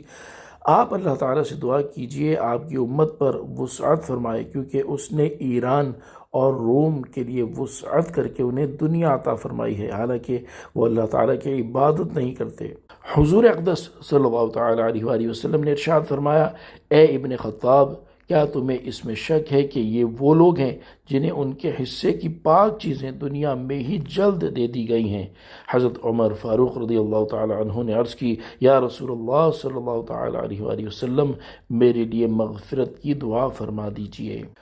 حضرت سالم بن عبداللہ رضی اللہ تعالیٰ عنہما سے روایت ہے، امیر المؤمنین حضرت عمر فاروق رضی اللہ تعالیٰ عنہ نے فرمایا، اللہ عز و جل کی قسم، ہمیں بھی زندگی کی لذتیں حاصل کرنے کی خواہش ہوتی ہے اور ہم بھی یہ حکم دینا چاہتے ہیں کہ ہمارے لیے چھوٹی بکری بھونی جائے، میدے کی روٹی اور مشکیزے میں نبیذ بنائی جائے، یہاں تک کہ جب گوشت چکور یعنی تیتر کی مثل پہاڑی پرندے کے گوشت کی طرح نرم ہو جائے تو اسے کھائیں اور نبیذ پئیں۔ لیکن ہم ایسا نہیں کرتے، بلکہ ہم یہ ارادہ رکھتے ہیں کہ پاکیزہ چیزوں کو آخرت کے لیے بچا لیں، کیونکہ ہم نے اللہ تعالیٰ کا یہ ارشاد سن رکھا ہے، اذھبتم طیباتکم فی حیاتکم الدنیا، تم اپنے حصے کی پاک چیزیں اپنی دنیا ہی کی زندگی میں فنا کر چکے۔ اللہ تعالیٰ ہمیں بھی اخروی ثواب کے اضافے کی خاطر دنیا کی لذتوں اور اس کے عیش و عشرت کو ترک کرنے کی توفیق عطا فرمائے، آمین بجاہ النبی الامین۔ سورہ احقاف آیت نمبر 20 کی بقیہ تفسیر۔ حضور پر نور صلی اللہ تعالیٰ علیہ وآلہ وسلم اللہ تعالیٰ کی عطا سے ہر چیز کے مالک ہیں اور آپ جیسی چاہتے ویسی شاہانہ زندگی بسر فرما سکتے تھے، لیکن آپ نے اس زندگی پر قدرت و اختیار کے باوجود زہد و قناعت سے بھرپور اور دنیا کے عیش و عشرت سے دور رہتے ہوئے زندگی بسر فرمائی، اور آپ کی صحبت سے فیض یافتہ صحابہ اکرام علیہم رضوان نے بھی اسی طرح زندگی بسر کرنے کو ترجیح دی۔ حضرت ابو امامہ رضی اللہ تعالیٰ عنہ سے روایت ہے، نبی کریم صلی اللہ تعالیٰ علیہ وآلہ وسلم نے ارشاد فرمایا، اللہ تعالیٰ نے مجھ پر یہ معاملہ پیش فرمایا کہ میرے لیے مکہ کی وادی سونے کی بنا دے۔ میں نے عرض کی، اے میرے رب عز و جل، نہیں، میں ایک دن پیٹ بھر کر کھاؤں گا اور ایک دن بھوکا رہوں گا، پھر جب میں بھوکا رہوں گا تو تجھ سے فریاد کروں گا اور تجھے یاد کروں گا، اور جب میں سیر ہو کر کھاؤں گا تو میں تیرا شکر ادا کروں گا اور تیری حمد کروں گا۔ حضرت عائشہ صدیقہ رضی اللہ تعالی عنہا فرماتی ہیں، پورا مہینہ گزر جاتا تھا مگر گھر میں آگ نہ جلتی تھی، محض چند کھجوروں اور پانی پر گزارا کیا جاتا تھا۔ حضرت انس بن مالک رضی اللہ تعالی عنہ بیان کرتے ہیں، ایک مرتبہ حضرت سیدہ فاطمہ رضی اللہ تعالی عنہا نے جو کی روٹی کا ایک ٹکڑا نبی کریم صلی اللہ تعالی علیہ وآلہ وسلم کی بارگاہ میں پیش کیا تو آپ صلی اللہ تعالی علیہ وآلہ وسلم نے ارشاد فرمایا، یہ پہلا کھانا ہے جو 3 دن کے بعد تمہارے والد کے منہ میں داخل ہوا ہے۔ حضرت عائشہ صدیقہ رضی اللہ تعالی عنہا فرماتی ہیں، رسول کریم صلی اللہ تعالی علیہ وآلہ وسلم کے وفات تک آپ صلی اللہ تعالی علیہ وآلہ وسلم کے اہل بیت نے کبھی جو کی روٹی بھی 2 دن متواتر نہ کھائی۔ حضرت ابو طلحہ رضی اللہ تعالی عنہ فرماتے ہیں ہم نے رسول کریم صلی اللہ تعالی علیہ وآلہ وسلم کی بارگاہ میں بھوک کی شکایت کی اور اپنے پیٹ سے کپڑا اٹھا کر آپ کو پیٹ پر بندھے ہوئے پتھر دکھائے تو رسول اللہ صلی اللہ تعالی علیہ وآلہ وسلم نے اپنے پیٹ پر بندھے ہوئے 2 پتھر دکھائے۔ جب حضرت عمر فاروق رضی اللہ تعالیٰ عنہ ملک شام میں گئے تو ان کے لیے ایسا لذیذ کھانا تیار کیا گیا کہ اس سے پہلے اتنا لذیذ کھانا دیکھا نہیں گیا تھا۔ حضرت عمر فاروق رضی اللہ تعالیٰ عنہ نے فرمایا یہ کھانا ہمارے لیے ہے تو ان محتاج مسلمانوں کے لیے کیا تھا جو اس حال میں فوت ہو گئے کہ انہوں نے جو کی روٹی بھی پیٹ بھر کر نہیں کھائی۔ حضرت خالد بن ولید رضی اللہ تعالیٰ عنہ نے عرض کی ان کے لیے جنت ہے۔ یہ سن کر حضرت عمر فاروق رضی اللہ تعالیٰ عنہ کی آنکھوں سے آنسو بہنے لگے اور آپ نے فرمایا کاش ہمارے لیے دنیا کا حصہ چند لکڑیاں ہوتی، وہ محتاج مسلمان اپنے حصے میں جنت لے گئے، ہم میں اور ان میں بہت فرق ہے۔ کائنات کی ان مقدس ہستیوں کے زہد و قناعت کا صدقہ اللہ تعالی ہمیں بھی زہد و قناعت کی عظیم دولت عطا فرمائے، آمین بجاہ النبی الامین صلی اللہ تعالی علیہ وآلہ وسلم۔ اذکر اخا عاد، اور عاد کے ہم قوم کو یاد کرو، اذ انذر قومه بالاحقاف وقد خلت النذر من بین یدیہ ومن خلفہ الا تعبدوا الا اللہ، جب اس نے اپنی قوم کو سرزمین احقاف میں ڈرایا اور بے شک اس سے پہلے اور اس کے بعد کئی ڈر سنانے والے گزر چکے کہ اللہ کے سوا کسی کی عبادت نہ کرو، انی اخاف علیکم عذاب یوم عظیم، بے شک مجھے تم پر ایک بڑے دن کے عذاب کا ڈر ہے۔ قالوا اجئتنا لتأفکنا عن آلہتنا، انہوں نے کہا کیا تم اس لیے آئے ہو کہ ہمیں ہمارے معبودوں سے پھیر دو؟ فَأْتِنَا بِمَا تَعِدُنَا إِن كُنْتَ مِنَ الصَّادِقِينَ، اگر تم سچے ہو تو ہم پر لے آؤ جس کی تم ہمیں وعیدیں سناتے ہو۔ تفسیر صراط الجنان، اس سے پہلی آیات میں توحید اور نبوت کو ثابت کرنے کے لیے مختلف دلائل بیان کیے گئے، اور کفار مکہ کا حال یہ تھا کہ وہ دنیاوی لذتوں میں ڈوبے ہوئے اور انہیں حاصل کرنے میں مشغول ہونے کی بنا پر ان دلائل سے منہ پھیرتے اور ان کی طرف کوئی توجہ نہ کیا کرتے تھے۔ اس لیے یہاں سے قوم عاد کے بارے میں بیان کیا گیا کہ وہ مال، قوت اور وجاہت میں کفار مکہ سے بڑھ کر تھے، اور جب وہ اپنے کفر و سرکشی پر قائم رہے تو اس کے نتیجے میں اللہ تعالیٰ نے ان پر عذاب مسلط کر دیا۔ اس واقعے کو ذکر کرنے سے مقصود یہ ہے کہ کفار مکہ اس سے عبرت پکڑیں اور اپنے غرور و تکبر کو چھوڑ کر دین اسلام کو قبول کر لیں۔ چنانچہ ارشاد فرمایا، اے پیارے حبیب صلی اللہ تعالی علیہ وآلہ وسلم، آپ کفار مکہ کے سامنے حضرت ہود علیہ السلام کا وہ واقعہ بیان کریں جب انہوں نے احقاف کی سرزمین میں بسنے والی اپنی قوم کو ایمان نہ لانے کی صورت میں اللہ تعالیٰ کے عذاب سے ڈرایا، اور یہ ایسی لازمی اور صحیح بات ہے کہ حضرت ہود علیہ السلام سے پہلے اور ان کے بعد بہت سے عذاب الہی کا ڈر سنانے والے پیغمبر گزر چکے ہیں۔ حضرت ہود علیہ السلام نے فرمایا، اے میری قوم، اللہ تعالیٰ کے سوا کسی کی عبادت نہ کرو، بے شک مجھے ڈر ہے کہ کہیں تمہارے شرک اور توحید سے اعراض کرنے کی وجہ سے تم پر ایک بڑے دن کا عذاب نہ آ جائے۔ اگر تم اس سے بچنا چاہتے ہو تو اللہ تعالیٰ کی وحدانیت پر ایمان لے آؤ اور صرف اسی کی عبادت کرو۔ قالو، انہوں نے کہا، قوم نے حضرت ہود علیہ السلام کو جواب دیا، کیا تم ہمارے پاس اس لیے آئے ہو کہ ہم سے ہمارے بتوں کی پوجا چھڑا کر ہمیں اپنے دین کی طرف پھیر دو؟ ایسا ہرگز نہیں ہو سکتا، اور تم نے ہمیں جو عذاب کی وعید سنائی ہے اس میں اگر تم سچے ہو تو وہ ہم پر لے آؤ۔ قال انما العلم عند اللہ، فرمایا علم تو اللہ ہی کے پاس ہے، وَأُبَلِّغُكُم مَّا أُرْسِلْتُ بِهِ وَلَكِنِّي أَرَاكُمْ قَوْمًا تَجْهَلُونَ، اور میں تمہیں اسی چیز کی تبلیغ کرتا ہوں جس کے ساتھ مجھے بھیجا گیا ہے، لیکن میں تمہیں ایک جاہل قوم سمجھتا ہوں۔ تفسیر صراط الجنان، حضرت ہود علیہ السلام نے اپنی قوم کے جواب میں ارشاد فرمایا، عذاب نازل ہونے کا وقت مجھے معلوم نہیں، کیونکہ اس کا علم تو اللہ تعالیٰ ہی کے پاس ہے، اور جب عذاب کا مقررہ وقت آئے گا تو وہی اسے نازل فرمائے گا، اور میرا یہ کام نہیں کہ میں اس معاملے میں کوئی دخل دوں، بلکہ میری ذمہ داری یہ ہے کہ مجھے جو احکام دے کر بھیجا گیا ہے وہ تم تک پہنچا دوں۔ اس لیے تمہیں تبلیغ کر کے میں تو اپنی ذمہ داری پوری کر رہا ہوں، لیکن تم میرے حساب سے جاہل لوگ ہو، کیونکہ تم اس چیز کا مطالبہ کر رہے ہو جو میرے دائرہ اختیار میں ہے ہی نہیں، اور یہ بھی تمہاری جہالت ہے کہ ایک طرف توحید کا انکار کر رہے ہو اور دوسری طرف اپنے ہی منہ سے مصیبت و بلا مانگ رہے ہو۔ فَلَمَّا رَأَوْهُ عَارِضًا مُسْتَقْبِلَ أَوْدِيَتِهِمْ، پھر جب انہوں نے اسے یعنی عذاب کو بادل کی صورت میں پھیلا ہوا اپنی وادیوں کی طرف آتا ہوا دیکھا، قَالُوا هَذَا عَارِضٌ مُمْطِرُنَا، تو کہنے لگے یہ ہمیں بارش دینے والا بادل ہے۔ بَلْ هُوَ مَا اسْتَعْجَلْتُمْ بِهِ، کہا گیا کہ نہیں بلکہ یہ تو وہ ہے جس کی تم نے جلدی مچائی تھی۔ رِيحٌ فِيهَا عَذَابٌ أَلِيمٌ، یہ ایک آندھی ہے جس میں دردناک عذاب ہے۔ تفسیر صراط الجنان، جب قوم عاد نے کسی طرح حق کو قبول نہ کیا تو ان سے جس عذاب کا وعدہ کیا گیا تھا وہ آ گیا۔ اس کی صورت یہ ہوئی کہ کچھ عرصے ان کے علاقوں میں بارش نہ ہوئی، پھر اللہ تعالیٰ نے ان کی طرف ایک سیاہ بادل چلایا جس میں ان پر آنے والا عذاب تھا،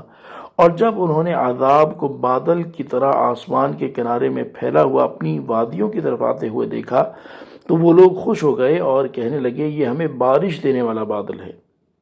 حضرت ہود علیہ السلام نے ان سے فرمایا یہ برسنے والا بادل نہیں ہے بلکہ یہ تو وہ عذاب ہے جس کی تم جلدی مچا رہے تھے۔ اس بادل میں ایک آندھی ہے جس میں دردناک عذاب ہے۔ تدمر كل شيء بأمر ربها فأصبحوا لا يرى إلا مساكنهم، یہ اپنے رب کے حکم سے ہر چیز کو تباہ کر دیتی ہے، تو صبحوں کو ان کی ایسی حالت تھی کہ ان کے خالی مکان ہی نظر آ رہے تھے۔ كذلك نجزي القوم المجرمين، ہم مجرموں کو ایسی ہی سزا دیتے ہیں۔ تفسیر صراط الجنان، یعنی اس آندھی کا حال یہ ہے کہ وہ اپنے رب عز و جل کے حکم سے ہر چیز کو تباہ کر دیتی ہے، چنانچہ اس آندھی کے عذاب نے قوم عاد کے مردوں، عورتوں، چھوٹوں، بڑوں سب کو ہلاک کر دیا۔ ان کے اموال آسمان و زمین کے درمیان اڑتے پھرتے تھے اور ان کی چیزیں پارا پارا ہو گئیں، اور صبحوں کے وقت ایسی حالت تھی کہ وہاں ان کے خالی مکان ہی نظر آ رہے تھے۔ آیت کے آخر میں ارشاد فرمایا کہ ہم مجرموں کو ایسی ہی سزا دیتے ہیں جیسی ہم نے قوم عاد کو دی۔ اس لیے کفار مکہ کو بھی اس بات سے ڈرنا چاہیے کہ اگر وہ اپنے کفر پر قائم رہے تو اللہ تعالیٰ ان پر بھی قوم عاد جیسی آندھی بھیج سکتا ہے۔ وَلَقَدْ مَكَّنَّاهُمْ فِي مَاءٍ مَكَّنَّاكُمْ فِيهِ وَجَعَلْنَا لَهُمْ سَمْعًا وَأَبْصَارًا وَأَفْئِدَةً، اور بے شک ہم نے ان کو ان چیزوں میں قدرت دی تھی جن میں اے اہل مکہ تمہیں قدرت نہیں دی، اور ان کے لیے کان اور آنکھیں اور دل بنائے۔ فَمَا أَغْنَى عَنْهُمْ سَمْعُهُمْ وَلَا أَبْصَارُهُمْ وَلَا أَفْئِدَتُهُمْ مِنْ شَيْءٍ إِذْ كَانُوا يَجْحَدُونَ بِآيَاتِ اللَّهِ وَحَاقَ بِهِمْ مَا كَانُوا بِهِ يَسْتَهْزِئُونَ، تو ان کے کان، ان کی آنکھیں اور ان کے دل ان کے کچھ کام نہ آئے، جبکہ وہ اللہ کی آیتوں کا انکار کرتے تھے اور انہیں اس عذاب نے گھیر لیا جس کا وہ مذاق اڑاتے تھے۔ تفسیر صراط الجنان، کفار مکہ کو عذاب سے ڈرانے کے بعد یہاں سے قوم عاد کی ان پر برتری بیان کر کے انہیں نصیحت کی جا رہی ہے۔ چنانچہ ارشاد فرمایا گیا اے اہل مکہ، بے شک ہم نے قوم عاد کو ان چیزوں میں قدرت دی تھی جن میں تمہیں قدرت نہیں دی، جیسے وہ جسمانی قوت، مال کی کثرت اور عمر لمبی ہونے میں تم سے زیادہ تھے، لیکن اس قوت کے باوجود وہ اللہ تعالیٰ کے عذاب سے نجات نہ پا سکے، تو پھر غور کرو کہ تمہارا کیا حال ہوگا۔ مزید یہ کہ ہم نے قوم عاد پر نعمتوں کے دروازے کھولے، انہیں کان، آنکھیں اور دل عطا کیے تاکہ وہ ان اعضاء کو دین کے کام میں لائیں، مگر انہوں نے ان خداداد نعمتوں سے دین کا کام ہی نہیں لیا، بلکہ ان کے ذریعے صرف دنیا اور اس کی لذتیں طلب کرنے میں لگے رہے، تو ان کے کان، ان کی آنکھیں اور ان کے دل اللہ تعالیٰ کے عذاب سے بچانے میں ان کے کچھ کام نہ آئے، اور وہ چونکہ اللہ تعالیٰ کی آیتوں کا انکار کرتے تھے اس لیے انہیں اس عذاب نے گھیر لیا جس کی جلد نازل ہونے کا مطالبہ کر کے وہ اس کا مذاق اڑاتے تھے۔ تو اے اہل مکہ، جب قوم عاد نے اپنی دنیا پر غرور کیا اور حجت و دلیل کو قبول کرنے سے اعراض کیا تو ان پر اللہ تعالیٰ کا عذاب نازل ہو گیا، اور ان کی قوت و کثرت ان کے کچھ کام نہ آئی، اور تم تو ان کے مقابلے میں کمزور اور عاجز ہو، اس لیے تمہیں اللہ تعالیٰ کے عذاب سے زیادہ ڈرنا چاہیے۔ وَلَقَدْ أَهْلَكْنَا مَا حَوْلَكُمْ مِنَ الْقُرَى وَصَرَّفْنَا الْآيَاتِ لَعَلَّهُمْ يَرْجِعُونَ، اور اے اہل مکہ، بے شک ہم نے تمہارے آس پاس کی بستیوں کو ہلاک کر دیا اور بار بار نشانیاں لائے تاکہ وہ باز آ جائیں۔ فَلَوْلَا نَصَرَهُمُ الَّذِينَ اتَّخَذُوا مِن دُونِ اللَّهِ قُرْبَانًا آلِهَةً، تو جن بتوں کو قرب حاصل کرنے کے لیے اللہ کے سوا معبود بنا رکھا تھا، انہوں نے ان کافروں کی مدد کیوں نہیں کی؟ بل ضلوا عنہم، بلکہ وہ ان سے گم گئے۔ وَذَلِكَ إِفْكُهُمْ وَمَا كَانُوا يَفْتَرُونَ، اور یہ ان کا بہتان تھا جو وہ گھڑتے رہتے تھے۔ تفسیر صراط الجنان یہاں سے قوم عاد اور ثمود وغیرہ کی اجڑی ہوئی بستیوں، ان کی تباہی اور ان میں رہنے والوں کی ہلاکت کے سبب کی طرف اشارہ کر کے کفار مکہ کو تنبیہ کی جا رہی ہے۔ چنانچہ ان آیات کا خلاصہ یہ ہے کہ اے اہل مکہ، تمہارے آس پاس عاد اور ثمود وغیرہ کی اجڑی ہوئی بستیاں موجود ہیں، اور جب تم یمن اور شام کا سفر کرتے ہو تو راستے میں ان تباہ شدہ بستیوں کو دیکھتے ہو۔ کبھی تم نے ان کی تباہی اور بربادی کا سبب تلاش کیا ہے کہ آخر کس وجہ سے وہ بستیاں تباہ ہو گئیں اور ان میں رہنے والے بسنے والے لوگ تم سے زیادہ طاقتور اور مالدار ہونے کے باوجود ہلاک ہو گئے اور عبرت کا نشان بن گئے؟ تو سنو، ان کی تباہی اور بربادی اور ہلاکت کی وجہ یہ تھی کہ جب وہاں کے لوگوں کو اللہ تعالیٰ کی طرف سے بھیجے گئے انبیاء کرام علیہ السلام نے اللہ تعالیٰ کی وحدانیت پر ایمان لانے، صرف اسی کی عبادت کرنے اور اپنی نبوت پر ایمان لانے کی دعوت دی، تو ان لوگوں نے اس دعوت کو قبول نہ کیا، اور ان کی ہٹ دھرمی کا حال یہ تھا کہ انبیاء کرام علیہ السلام نے ان کے سامنے اللہ تعالیٰ کی قدرت و وحدانیت اور اپنی صداقت پر دلالت کرنے والی نشانیاں بار بار پیش کی۔ سابقہ امتوں کی بربادی کے عبرتناک واقعات ان کے سامنے بیان کیے تاکہ وہ اپنے کفر اور معصیت سے باز آ جائیں، لیکن وہ کسی صورت اس سے باز نہ آئے اور کفر و معصیت ہی کو اختیار کیا، تو اس کی وجہ سے ان کا انجام یہ ہوا کہ اللہ تعالیٰ نے انہیں اپنے عذاب سے ہلاک کر دیا۔ تو اب تم بتاؤ کہ اللہ تعالیٰ کو چھوڑ کر جن بتوں کو ان کافروں نے اپنے معبود بنا رکھا تھا اور ان کے بارے میں یہ کہتے تھے کہ ان بتوں کو پوجنے سے اللہ تعالیٰ کا قرب حاصل ہوتا ہے، ان بتوں نے ان کافروں کی مدد کیوں نہیں کی اور انہیں اللہ تعالیٰ کے عذاب سے کیوں نہیں بچایا؟ بلکہ اس وقت تو یوں ہوا کہ ان بتوں کا عاجز اور بے بس ہونا پوری طرح ظاہر ہو گیا، اور عذاب نازل ہوتے وقت وہ ان کے کچھ کام نہ آئے۔ اور یاد رکھو کہ وہ جو بتوں کو اپنا معبود کہتے اور بت پرستی کو اللہ تعالیٰ کا قرب حاصل کرنے کا ذریعہ ٹھہراتے تھے، یہ ان کا بہتان اور افتراء تھا، حقیقت میں ایسا ہرگز نہیں ہے۔ لہذا اب تم بھی اپنے حال پر غور کر لو اور اپنے طرز عمل کو درست کر لو، ورنہ تمہارا انجام بھی ان کی طرح ہوگا۔ یاد رہے کہ اللہ تعالیٰ کے دشمنوں کو اپنا شفیع، مددگار اور اللہ تعالیٰ کا قرب حاصل ہونے کا ذریعہ سمجھنا کفر ہے، جبکہ اللہ تعالیٰ کے محبوب بندوں کو اللہ تعالیٰ کی عطا سے مددگار اور شفیع ماننا اور انہیں اللہ تعالیٰ کا قرب حاصل ہونے کا ذریعہ سمجھنا عین ایمان ہے۔ جیسے بت کی طرف سجدہ کرنا کفر ہے اور کعبے کی طرف سجدہ کرنا ایمان ہے۔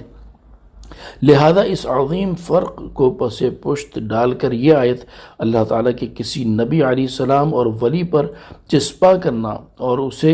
ان کے اللہ تعالیٰ کی عطا سے مددگار اور شفیع نہ ہونے کی دلیل بنانا جہالت کی انتہا ہے۔ وَإِذْ صَرَفْنَا إِلَيْكَ نَفَرًا مِنَ الْجِنِّ يَسْتَمِعُونَ الْقُرْآنَ، اور اے حبیب یاد کرو جب ہم نے تمہاری طرف جنوں کی ایک جماعت پھیری جو کان لگا کر قرآن سنتی تھی۔ فَلَمَّا حَضَرُوهُ قَالُوا أَنصِتُوا، پھر جب وہ نبی کی بارگاہ میں حاضر ہوئے تو کہنے لگے خاموش رہو اور سنو۔ فَلَمَّا قُضِيَ وَلَّوْا إِلَىٰ قَوْمِهِمْ مُنذِرِينَ، پھر جب تلاوت ختم ہو گئی تو وہ اپنی قوم کی طرف ڈراتے ہوئے پلٹ گئے۔ قالوا يا قومنا إنا سمعنا كتابا أنزل من بعد موسى مصدقا لما بين يديه يهدي إلى الحق وإلى طريق مستقيم، کہنے لگے اے ہماری قوم، ہم نے ایک کتاب سنی ہے جو موسیٰ کے بعد نازل کی گئی ہے، وہ پہلی کتابوں کی تصدیق فرماتی ہے، حق اور سیدھے راستے کی طرف رہنمائی کرتی ہے۔ یا قومنا اجیبوا داعی اللہ وآمنوا به یغفر لکم من ذنوبکم ویجرکم من عذاب علیم، اے ہماری قوم، اللہ کے منادی کی بات مانو اور اس پر ایمان لاؤ، وہ تمہارے گناہوں میں سے بخش دے گا اور تمہیں دردناک عذاب سے بچا لے گا۔ وَمَن لَا يُجِبْ دَاعِيَ اللَّهِ فَلَيْسَ بِمُعْجِزٍ فِي الْأَرْضِ وَلَيْسَ لَهُ مِن دُونِهِ أَوْلِيَاءُ۔ اور جو اللہ کے بلانے والے کی بات نہ مانے تو وہ زمین میں قابو سے نکل کر جانے والا نہیں ہے اور اللہ کے سامنے اس کا کوئی مددگار نہیں ہے۔ اولئک فی ضلال مبین، وہ کھلی گمراہی میں ہیں۔ تفسیر صراط الجنان، اس سے پہلی آیات میں کفار مکہ کے سامنے سابقہ امتوں کے حالات اور ان کا انجام بیان ہوا، اور اب یہاں سے ان کے سامنے جنوں کے ایمان لانے کا واقعہ بیان کر کے انہیں شرم و عار دلائی جا رہی ہے۔ چنانچہ ان آیات کا خلاصہ یہ ہے کہ اے پیارے حبیب صلی اللہ تعالی علیہ وآلہ وسلم، آپ کفار مکہ کے سامنے اس وقت کا واقعہ بیان کیجئے جب ہم نے جنوں کی ایک جماعت کو آپ کی طرف بھیج دیا، جس کا حال یہ تھا کہ وہ غور سے قرآن سنتی تھی۔ پھر جب وہ قرآن مجید کی تلاوت کے وقت نبی کریم صلی اللہ تعالی علیہ وآلہ وسلم کی بارگاہ میں حاضر ہوئے تو آپس میں کہنے لگے خاموش رہو تاکہ حضور اقدس صلی اللہ تعالی علیہ وآلہ وسلم کی قراءت اچھی طرح سن لیں۔ پھر جب تلاوت ختم ہو گئی تو وہ جنات رسول کریم صلی اللہ تعالی علیہ وآلہ وسلم پر ایمان لا کر آپ کے حکم سے اپنی قوم کی طرف ایمان کی دعوت دینے گئے اور انہیں ایمان نہ لانے اور رسول کریم صلی اللہ تعالی علیہ وآلہ وسلم کی مخالفت سے ڈرایا۔ چنانچہ انہوں نے کہا، اے ہماری قوم، ہم نے ایک کتاب قرآن شریف سنی ہے جو حضرت موسیٰ علیہ السلام کے بعد نازل کی گئی ہے، اور اس کی شان یہ ہے کہ وہ پہلی کتابوں کی تصدیق فرماتی ہے، حق اور سیدھے راستے کی طرف رہنمائی کرتی ہے۔ اے ہماری قوم، اللہ تعالیٰ کے منادی حضرت محمد مصطفیٰ صلی اللہ تعالی علیہ وآلہ وسلم کی بات مانو اور ان پر ایمان لاؤ۔ اس کے نتیجے میں اللہ تعالیٰ تمہارے اسلام قبول کرنے سے پہلے کے گناہ بخش دے گا اور تمہیں دردناک عذاب سے بچا لے گا۔ اور یاد رکھو، جو اللہ تعالیٰ کے بلانے والے کی بات نہ مانے گا تو وہ زمین میں اللہ تعالیٰ کی گرفت سے بھاگ کر کہیں نہیں جا سکتا اور اس کے عذاب سے بچ نہیں سکتا، اور اللہ تعالیٰ کے سامنے اس کا کوئی مددگار نہیں ہے جو اسے عذاب سے بچا سکے۔ اور جو لوگ اللہ تعالیٰ کے منادی حضرت محمد مصطفیٰ صلی اللہ تعالی علیہ وآلہ وسلم کی بات نہ مانے وہ کھلی گمراہی میں ہیں، کیونکہ جب ان کی صداقت پر مضبوط دلائل قائم ہیں تو ان کی بات نہ ماننا ایسی گمراہی ہے جو کسی سے پوشیدہ نہیں ہے۔ اس واقعے کو سن کر کفار مکہ کو غور کرنا چاہیے کہ ان کی زبان وہی ہے جس میں قرآن نازل ہوا، اور نبی اکرم صلی اللہ تعالی علیہ وآلہ وسلم کا تعلق بھی انسانوں سے ہے، جبکہ جنات نہ تو رسول کریم صلی اللہ تعالی علیہ وآلہ وسلم کے ہم زبان ہیں اور نہ ہی آپ کی جنس سے انسان اور بشر ہیں۔ جب وہ قرآن مجید کی آیات سن کر سید المرسلین صلی اللہ تعالی علیہ وآلہ وسلم پر ایمان لے آئے تو کفار مکہ اس بات کے زیادہ حقدار ہیں کہ وہ رسول کریم صلی اللہ تعالی علیہ وآلہ وسلم سے قرآن کریم سن کر اللہ تعالیٰ کی وحدانیت، حضور اقدس صلی اللہ تعالی علیہ وآلہ وسلم کی رسالت اور قرآن مجید کے اللہ تعالیٰ کا کلام ہونے پر ایمان لائیں۔ مفسرین نے ان آیات پر کثیر کلام فرمایا ہے، یہاں ان میں سے 5 باتیں ملاحظ ہیں۔ آیت نمبر 29 میں لفظ نفر مذکور ہے۔ مشہور قول کے مطابق اس کا اطلاق 3 سے لے کر 10 افراد تک ہوتا ہے، اور جنوں کی جو جماعت حضور صلی اللہ علیہ وسلم کی بارگاہ میں بھیجی گئی، اس کی تعداد کے بارے میں مفسرین کا ایک قول یہ ہے کہ وہ 7 جنات پر اور ایک قول یہ ہے کہ وہ 9 جنات پر مشتمل تھی۔ نمبر 2، ان جنات کا تعلق کس علاقے سے تھا، اس کے بارے میں بھی ایک قول یہ ہے کہ ان کا تعلق یمن کے علاقے نصیبین سے تھا، اور ایک قول یہ ہے کہ ان کا تعلق نینوا سے تھا، اور ایک قول یہ ہے کہ وہ جنات شیصبان سے تھے۔ نمبر 3، محقق علماء کا اس بات پر اتفاق ہے کہ جن سب کے سب مکلف ہیں۔ نمبر 4، آیت نمبر 30 میں ہے کہ جنات نے حضرت موسیٰ علیہ السلام کا ذکر کیا۔ اس کے بارے میں حضرت عطا رحمۃ اللہ تعالی علیہ نے کہا کیونکہ وہ جنات دین یہودیت پر تھے اس لیے انہوں نے حضرت موسیٰ علیہ السلام کا ذکر کیا اور حضرت عیسیٰ علیہ السلام کی کتاب کا نام نہ لیا۔ اور بعض مفسرین نے کہا حضرت عیسیٰ علیہ السلام کی کتاب کا نام نہ لینے کا باعث یہ ہے کہ اس میں صرف مواعظ ہیں، احکام بہت ہی کم ہیں۔ نمبر 5، آیت نمبر 31 میں بیان ہوا کہ ایمان قبول کرنے کی صورت میں اللہ تعالیٰ گناہ بخش دے گا۔ اس میں تفصیل یہ ہے کہ ایمان لانے سے جو گناہ بخشے جائیں گے ان سے مراد وہ گناہ ہیں جن کا تعلق حقوق اللہ سے ہو، اور جو گناہ حقوق العباد سے متعلق ہو گئے وہ محض ایمان قبول کرنے سے معاف نہیں ہوں گے بلکہ ان کی تلافی ضروری ہے۔ أولم يروا أن الله الذي خلق السماوات والأرض ولم يعي بخلقهن بقادر على أن يحيي الموتى، کیا انہوں نے نہیں دیکھا کہ وہ اللہ جس نے آسمان اور زمین بنائے اور ان کے بنانے میں نہ تھکا، وہ اس بات پر قادر ہے کہ مردوں کو زندہ کرے۔ بلا انہ علی کل شیء قدیر، کیوں نہیں، بے شک وہ ہر شے پر قادر ہے۔ تفسیر صراط الجنان، اس سے پہلی آیات میں مختلف انداز سے کفار مکہ کو تنبیہ اور نصیحت کی گئی، اور اب اس آیت میں مرنے کے بعد دوبارہ زندہ کیے جانے کا انکار کرنے والوں کا دلیل کے ساتھ رد کیا جا رہا ہے۔ چنانچہ ارشاد فرمایا، مرنے کے بعد دوبارہ زندہ کیے جانے کا انکار کرنے والوں نے اس بات پر غور نہیں کیا کہ اللہ تعالیٰ نے کسی سابقہ مثال کے بغیر ابتدا سے آسمان اور زمین جیسی عظیم اور بڑی مخلوق بنا دی، اور انہیں بنانے میں وہ تھکا نہیں۔ اور جو اللہ تعالیٰ آسمان و زمین بنا سکتا ہے، کیا وہ مردوں کو زندہ کرنے پر قادر نہیں، جو کہ زمین و آسمان بنانے سے ظاہراً لوگوں کے اعتبار سے کہیں آسان ہے؟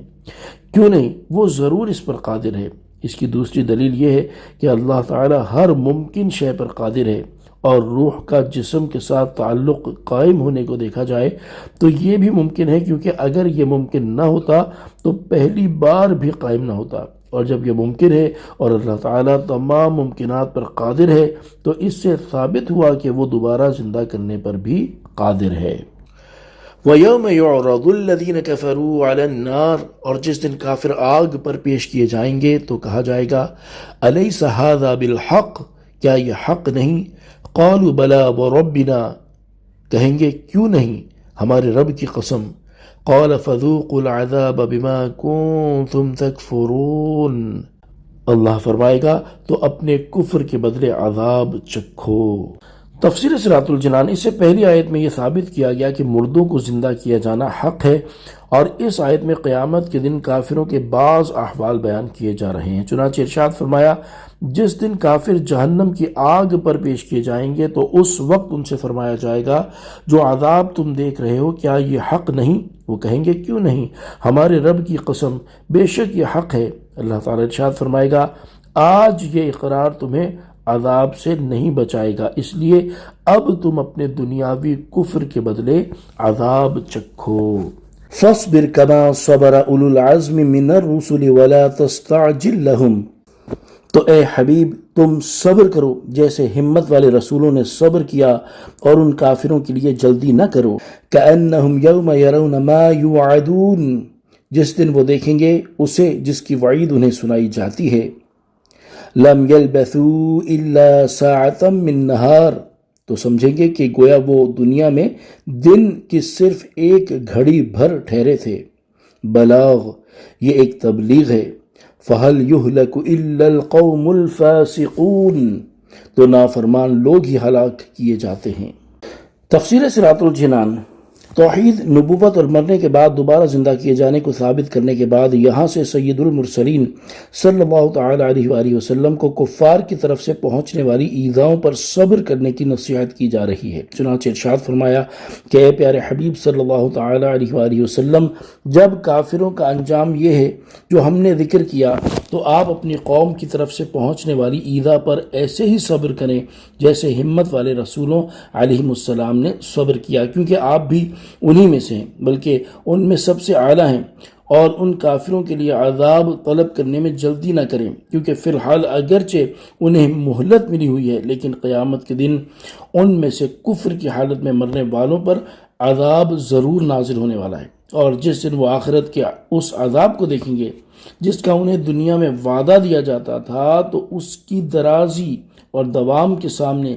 دنیا میں ٹھہرنے کی مدت کو یہ لوگ بہت قلیل سمجھیں گے اور خیال کریں گے کہ گویا وہ دنیا میں دن کی صرف ایک گھڑی بھر ٹھہرے تھے۔ یہ قرآن اور وہ ہدایت اور روشن نشانیاں جو اس قرآن میں ہیں، یہ اللہ تعالیٰ کی طرف سے تبلیغ ہے، تو عقل مند کو چاہیے کہ وہ اس سے فائدہ اٹھائے، اور یاد رکھو کہ وہی نافرمان لوگ ہی ہلاک کیے جاتے ہیں جو ایمان و طاعت سے خارج ہیں۔ یوں تو سبھی انبیاء و مرسلین علیہ السلام ہمت والے ہیں، اور سبھی نے راہ حق میں آنے والی تکالیف پر صبر و ہمت کا شاندار مظاہرہ کیا ہے۔ البتہ ان کی مقدس جماعت میں سے 5 رسول ایسے ہیں جن کا راہ حق میں صبر اور مجاہدہ دیگر انبیاء و مرسلین علیہ السلام سے زیادہ ہے، اس لیے انہیں بطور خاص اولو العزم رسول کہا جاتا ہے، اور جب بھی اولو العزم رسول کہا جائے تو ان سے یہی 5 رسول مراد ہوتے ہیں، اور وہ یہ ہیں: نمبر 1 حضور اقدس صلی اللہ تعالی علیہ وآلہ وسلم، نمبر 2 حضرت ابراہیم علیہ السلام، نمبر 3 حضرت موسیٰ علیہ السلام، نمبر 4 حضرت عیسیٰ علیہ السلام، اور نمبر 5 حضرت نوح علیہ السلام۔ قرآن مجید میں ان مقدس ہستیوں کا خاص طور پر ذکر کیا گیا ہے، جیسا کہ سورہ احزاب میں ارشاد باری تعالی ہے۔ ترجمہ: اور اے محبوب یاد کرو جب ہم نے نبیوں سے ان کا عہد لیا اور تم سے، اور نوح اور ابراہیم اور موسیٰ اور عیسیٰ بن مریم سے عہد لیا، اور ہم نے ان سب سے بڑا مضبوط عہد لیا۔ اور سورہ شورى میں ارشاد باری تعالی ہے۔ ترجمہ: اس نے تمہارے لیے دین کا وہی راستہ مقرر فرمایا ہے جس کی اس نے نوح کو تاکید فرمائی، اور جس کی ہم نے تمہاری طرف وحی بھیجی، اور جس کی ہم نے ابراہیم اور موسیٰ اور عیسیٰ کو تاکید فرمائی۔ حضرت علامہ ملا علی قاری رحمۃ اللہ تعالی علیہ فرماتے ہیں، یہ 5 ہی اولو العزم رسول ہیں، اور اللہ تعالیٰ نے ان کا ذکر مذکورہ بالا دونوں آیتوں میں اکٹھا کر دیا ہے۔ دوسرے مقام پر فرماتے ہیں، صحیح قول کے مطابق یہ 5 ہی اولو العزم رسول ہیں۔ صدر الشریعہ مفتی امجد علی اعظمی رحمۃ اللہ تعالی علیہ فرماتے ہیں، نبیوں کے مختلف درجے ہیں، بعض کو بعض پر فضیلت ہے، اور سب میں افضل ہمارے آقا و مولا سید المرسلین صلی اللہ تعالی علیہ وآلہ وسلم ہے۔ حضور اقدس صلی اللہ تعالی علیہ وآلہ وسلم کے بعد سب سے بڑا مرتبہ حضرت ابراہیم خلیل اللہ علیہ السلام کا ہے، پھر حضرت موسیٰ علیہ السلام، پھر حضرت عیسیٰ علیہ السلام، اور حضرت نوح علیہ السلام کا۔ ان حضرات کو مرسلین اولو العزم کہتے ہیں، اور یہ 5 حضرات باقی تمام انبیاء و مرسلین، انس و ملک و جن اور جمی مخلوقات الہی سے افضل ہیں۔ راہ حق میں تاجدار رسالت صلی اللہ تعالی علیہ وآلہ وسلم کو جتنا ستایا گیا اور جتنی تکلیفیں پہنچائی گئیں اتنی کسی اور کو نہیں پہنچائی گئیں، اور صبر کا جیسا مظاہرہ آپ نے فرمایا ویسا اور کوئی نہ کر سکا، جیسا کہ حضرت انس رضی اللہ تعالی عنہ سے روایت ہے، رسول اللہ صلی اللہ تعالی علیہ وآلہ وسلم نے ارشاد فرمایا، جتنا میں اللہ تعالی کی راہ میں ڈرایا گیا ہوں اتنا کوئی اور نہیں ڈرایا گیا، اور جتنا میں اللہ تعالیٰ کی راہ میں ستایا گیا ہوں اتنا کوئی اور نہیں ستایا گیا۔ حضرت عائشہ صدیقہ رضی اللہ تعالیٰ عنہ فرماتی ہیں، حضور اقدس صلی اللہ تعالیٰ علیہ وآلہ وسلم نے مجھ سے ارشاد فرمایا، اے عائشہ رضی اللہ تعالیٰ عنہ، دنیا کی زیب و زینت اور عیش محمد مصطفیٰ صلی اللہ تعالیٰ علیہ وآلہ وسلم اور ان کی آل کے لیے مناسب نہیں۔ اے عائشہ رضی اللہ تعالیٰ عنہ، بے شک اللہ تعالیٰ اولو العزم رسولوں سے یہ پسند فرماتا ہے کہ وہ دنیا کی تکلیفوں پر اور دنیا کی پسندیدہ چیزوں سے صبر کریں، پھر مجھے بھی انہی چیزوں کا مکلف بنانا پسند کیا جن کا انہیں مکلف بنایا، تو ارشاد فرمایا فاصبر کما صبر اولو العزم من الرسل۔ ترجمہ، تو اے حبیب تم صبر کرو جیسے ہمت والے رسولوں نے صبر کیا، اور اللہ تعالیٰ کی قسم میرے لیے اس کی فرما برداری ضروری ہے، اللہ تعالیٰ کی قسم میرے لیے اس کی فرما برداری ضروری ہے، اور اللہ تعالیٰ کی قسم میں ضرور صبر کروں گا جس طرح اولو العزم رسولوں نے صبر کیا، اور قوت تو اللہ تعالیٰ ہی عطا کرتا ہے۔ حضرت عائشہ صدیقہ رضی اللہ تعالیٰ عنہا فرماتی ہیں، خدا کی قسم تاجدار رسالت صلی اللہ تعالیٰ علیہ وآلہ وسلم نے کبھی بھی اپنی ذات کے لیے کسی سے انتقام نہیں لیا، ہاں جب اللہ تعالیٰ کی حرمتوں کو پامال کیا جاتا تو اللہ تعالیٰ کے لیے انتقام لیتے تھے۔ یہاں آیت میں ہم مسلمانوں کے لیے بھی صبر کرنے کی ترغیب ہے۔ صبر کے فضائل ملاحظہ ہوں۔ صبر ایمان کا نصف حصہ ہے، صبر ایمان کا ایک ستون ہے۔ بندے کو صبر سے بہتر اور وسیع کوئی چیز نہیں دی گئی۔ اگر صبر کسی مرد کی شکل میں ہوتا تو وہ عزت والا مرد ہوتا۔ صبر بہترین سواری ہے۔ صبر کرنے سے مدد ملتی ہے۔ صبر کے ساتھ آسانی کا انتظار کرنا عبادت ہے۔ صبر مومن کا ہتھیار ہے۔ آزمائش پر صبر کرنے والوں کے لیے امن ہے اور وہ ہدایت یافتہ لوگوں میں سے ہیں۔ آنکھیں چلی جانے پر صبر کرنے کی جزا جنت ہے۔ صبر افضل ترین عمل ہے۔ فتنے کی شدت پر صبر کرنے والے کو قیامت کے دن نبی کریم صلی اللہ تعالی علیہ وآلہ وسلم کی شفاعت نصیب ہوگی۔ لوگوں سے میل جول رکھنے والا اور ان کی طرف سے پہنچنے والی اذیتوں پر صبر کرنے والا ان مسلمانوں سے افضل ہے جو ایسے نہیں ہیں۔ صبر کرنے اور اپنا محاسبہ کرنے والے کو اللہ تعالیٰ حساب کے بغیر جنت میں داخل فرمائے گا۔ صبر بھلائیوں کے خزانوں میں سے ایک خزانہ ہے۔ اللہ تعالیٰ حضور اقدس صلی اللہ تعالی علیہ وآلہ وسلم کے صبر کے صدقے ہمیں بھی مصائب و آلام میں صبر کرنے کی توفیق عطا فرمائے۔ آمین بجاہ النبی الامین صلی اللہ تعالی علیہ وآلہ وسلم۔ الحمدللہ سورہ احقاف ترجمہ اور تفسیر کے ساتھ آج مکمل ہو گئی۔ اللہ تبارک و تعالی ہمیں اس سورت کی خوب برکتیں عطا فرمائے۔ صلو علی الحبیب صلی اللہ تعالی علی محمد صلی اللہ تعالی علیہ وآلہ وسلم۔